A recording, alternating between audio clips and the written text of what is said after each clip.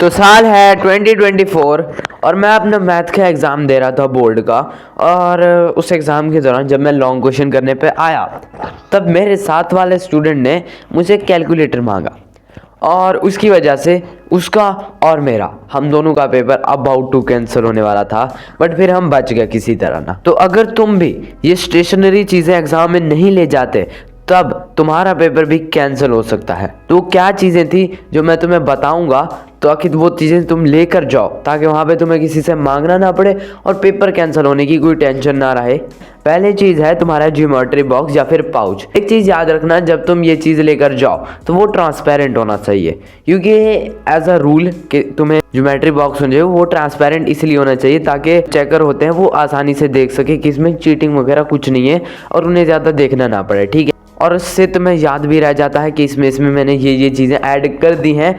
तो मैंने पेन ले लिया है, मार्कर ले लिया, ये सब चीज़ें स्टेशनरी चीज़ें इस ज्योमेट्री बॉक्स में आ चुकी हैं। तो transparent is the best one. तो सबसे पहले तुम एक ज्योमेट्री बॉक्स ले लेना। अब ज्योमेट्री बॉक्स के बाद जो सेकंड मोस्ट इंपॉर्टेंट थिंग है जिसकी वजह से स्टूडेंट्स को एग्जाम हॉल में बैठने नहीं दिया जाता, वो है उनकी रूल नंबर स्लिप। जब आपको रूल नंबर स्लिप मिल जाए तो उसकी एक कॉपी करवा लेना और उसे अपने पास रख लेना। और एक कॉपी को हमेशा अपने साथ वहाँ पे लेकर जाना, वरना आपको वहाँ पर बैठने तक नहीं दिया जाता, क्योंकि सबसे पहले जो चीज़ चेक होती है वो रूल नंबर स्लिप है। इसलिए चेक होती है ताकि कोई और किसी और का पेपर ना देने आ जाए। तो हमेशा याद रखना कि तुम्हारे पास तुम्हारे रूल नंबर स्लिप ज़रूर हो जो वहाँ पर तुम चेक करवा सको। अब इसके बाद तुम्हें लेने हैं पेन मैं तुम्हें जो प्रेफर करूँगा वो लेने हैं तुम्हें 3 पेन। अब 3 पेन क्यों लेने हैं? तुम्हें ले जाने हैं ऐसे पेन जो कि पहले से यूज़ हुए हो। ऐसे नहीं कि बिल्कुल नए नए पेन लिए उनको लेकर तुम अपने साथ चले गए। तो तुम्हें ऐसे पेन अपने बहन भाई से लो, दोस्तों से लो, जहाँ से भी लेने हैं ले लो और उनके साथ ना हमेशा इंक फिल करके रखना, फुल हो ताकि कोई भी प्रॉब्लम ना हो। जब मैं अपने बायोलॉजी का एग्ज़ाम दे रहा था, जब मैं लास्ट लॉन्ग क्वेश्चन पर आया तो टाइम बहुत कम था और उस के बाद ना मेरा एक पेन की इंक ख़त्म हो गई।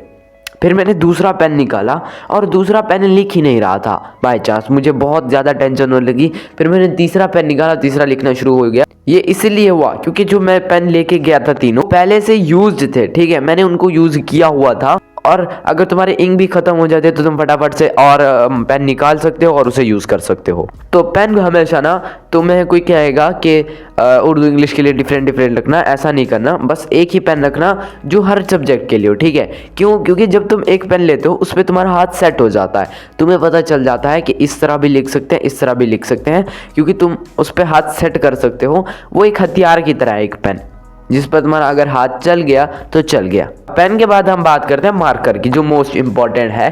तो मार्कर तुम्हें लेके जाने हैं 3 किस्म के। सबसे पहले आता है 605 मार्कर। अब ये मार्कर तुम मार्जिन लाइन लगाने के लिए यूज़ करोगे और इसके दरमियान में एक कट लगा देना जिससे डबल लाइनिंग हो जाती है, वो बहुत ज़्यादा खूबसूरत दिखती है। दूसरा तुम्हें मार्कर लेके जाना है 604 मार्कर, जिससे तुम हेडिंग्स देंगे, नॉर्मल जो हेडिंग होती है उर्दू की, इंग्लिश की, ठीक है, क्वेश्चंस की हेडिंग, सवाल नंबर 2, हिस्सा इंशाया, ये वाली चीज़ें तुम्हें 604 मार्कर से लिखनी है। जो तीसरा मार्कर तुम्हें लेके जाना है वो होगा विदाउट एनी निब, जो ऐसे बिल्कुल ऐसे टेढ़ा सा होता है। ठीक है, विदाउट निब के जो मार्कर होता है जिससे मोस्टली अशार लिखे जाते हैं। तो मैंने अपने टाइम में वो मार्कर लेके गया था, उससे एमसीक्यूज भी फिल की जा सकती हैं एंड यू कैन आल्सो उसे अशार ज़्यादा लिखे जाते हैं या फिर हाईलाइटिंग के लिए यूज़ किया जाता है। बट मैं तुम्हें प्रेफर करूँगा कि एमसीक्यूज के लिए कभी भी मार्कर मत यूज़ करना। अब क्यों? ये तुम मेरी एमसीक्यूज वाली वीडियो देख लेना, तुम्हें बिल्कुल पता चल जाएगा। अब मार्कर तुम इन चीज़ों के अलावा अपनी मर्जी से कोई रख सकते हो, लेकिन ये 3 मार्कर ज़रूर अपने पास रखना क्योंकि ये नेसेसरी ही है तुम्हारे लिए। अब तीसरी चीज़ जो कन्फ्यूजन स्टूडेंट्स को रहती है वो है इंक रिमूवर के बारे में।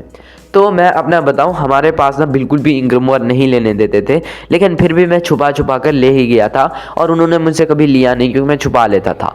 तो इंक रिमूवर नहीं लेने जाते, लेकिन तुम लेके जाना। अगर तुम बच गए तो बच गए, वो तुम्हारी किस्मत है, नहीं बचे तो कोई बात नहीं, बल से उस रिमूवर को कहीं छुपा देना। ठीक है, बाद में निकाल लेना जब भी ज़रूरत पड़े। ठीक है, तो उनके सामने ये मत शो करना कि तुम्हारे पास इंक रिमूवर है, वरना वो तुम्हारे पास से ले लेंगे। उसके बाद यही सेम चीज़ में हम बात करते हैं क्लिप बोर्ड की। क्लिप बोर्ड भी वो आपसे ले लेते हैं। ठीक है, और आपको लिखना पड़ता है आपकी चेयर पर। चेयर जैसी तैसी उस पर लिखते हैं। अब मैं तुम्हें एक चेयर की टिप बताता हूँ। जब भी तुम एग्जाम सेंटर एग्जाम हॉल में पहुंचो, आधा घंटा पहले पहुंचो, मतलब बाकी स्टूडेंट से थोड़ा सा टाइम पहले पहुंचो। अपनी चेयर देखो और उस चेयर को देखो कि ये चेयर कहीं हिल तो नहीं रही, कहीं इस चेयर की कुछ खराबी तो नहीं है। अगर तुम्हें लग रहा है, उस चेयर को फटाफट से एक्सचेंज करवा लो, या फिर तुम सिंपल से क्या करो, वहाँ पे रूल नंबर लिखा होता है, इसे इरेज करके किसी और की चेयर के साथ एक्सचेंज कर लो। ये क्विक वे है, लेकिन हाँ इससे पिछले का नुकसान हो सकता है, लेकिन वो भी चेंज करवा देगा, ठीक है। लेकिन तुम्हें अपना पहले देखना है, बाद में बात को देखा जाएगा। उसके बाद आते हैं ब्लू पॉइंटर की। ब्लैक पॉइंटर तुम्हें नहीं लेके जाना, वो बिल्कुल ही अलाउ नहीं होता। इसके अलावा अगर तुम ब्लैक पॉइंटर यूज़ करते हो तो जिस क्वेश्चन में वो तुम्हारा क्रॉस कर दिया जाता है। I don't know her board में ऐसा होता है या फिर नहीं। ब्लू पॉइंटर यूज़ कर लेना, क्योंकि जब भी तुम कोई साल जैसे होता है, कहते हैं तुम कब पैदा हुए, तो जब उनका साल लिख रहे हो कब पैदा होने का, ठीक है, जब दिन लिख रहे हो उस दिन को पैदा हुए, उसको तुम हाईलाइट कर सकते हो उस पॉइंटर के साथ। अब एक नेसेसरी चीज़ जो तुम्हारे केमिस्ट्री फिजिक्स मैथ में ज़रूर काम आएगी, वो है तुम्हारा कैलकुलेटर। अब कैलकुलेटर किस टाइप का ले जाना चाहिए? कैसू का भी कैलकुलेटर वहाँ पे अलाउ होता है, और जो सिंपल कैलकुलेटर होता है वो भी अलाउ होता है। तो इससे ज़्यादा भी modern calculator I don't think so allow होते हैं। लेकिन कैलकुलेटर तुम्हें लेके जाना है अपने पाउच में, वो बहुत ज़्यादा ज़रूरत आता है, ठीक है, वरना वहाँ पे सबसे मांगना पड़ जाता है और वो अलाउ नहीं करते कि तुम किसी से मांगो। उसके बाद तुम्हें लेके जाना है एक स्केल। अब स्केल तुम्हें दो लेके जाने हैं बाय द वे। एक छोटा स्केल जो तुम्हारे पाउच में रहेगा, एक बड़ा स्केल जिससे तुम मार्जिन लाइन ड्रॉ करोगे पेपर शीट मिलते ही मिलते, ठीक है। छोटा स्केल जो होता है वो डायग्राम्स बनाने में भी काम आता है और बहुत ज़्यादा, ठीक है। दो स्केल लेके जाओ, एक बड़ा स्केल होता है और एक छोटा स्केल, दोनों लेके जाओ, एक पाउच में आ जाएगा, एक ऐसे लेके जाओ। उसके बाद तुम्हें ले जानी है लेड पेंसिल और एक इरेजर, जिससे तुम इसको इरेज कर सको। लेड पेंसिल का जो है डायग्राम्स बनाने में काम आता है, बट मैं तुम्हें एक चीज़ बताता हूँ, बोर्ड में लेड पेंसिल अलाउ नहीं है। वहाँ पे तुम्हें अगर डायग्राम्स बनानी वो तुम्हें पेन से बनानी है। तो जब भी तुम लेड पेंसिल लेके जाओ, उससे एक स्ट्रक्चर बना लेना, उसके ऊपर फिर पेन फेर देना अगर तुम्हें अच्छा लगे। अगर तुम्हें वो पेंसिल की डायग्राम ही नहीं अच्छी लग रही, उसे इरेज करके दोबारा बनाना और फिर पेंसिल से ड्रॉ करके उसके ऊपर फिर पेन से ड्रॉ कर लेना।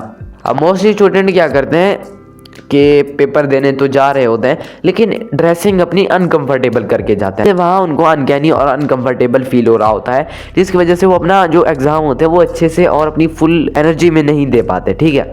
तो अपनी वो ड्रेसिंग करके जाओ जो तुम्हें घर में करते हो, जो तुम्हें अच्छी लगती हो, जिसमें तुम कंफर्टेबल हो, वहाँ पे तुम्हें उलझन ना हो और गर्मी वगैरह का कोई सीन ना हो, ठीक है, सुकून से तुम पेपर दे सको। इसके अलावा एक कन्फ्यूजन क्लियर कर देता हूँ।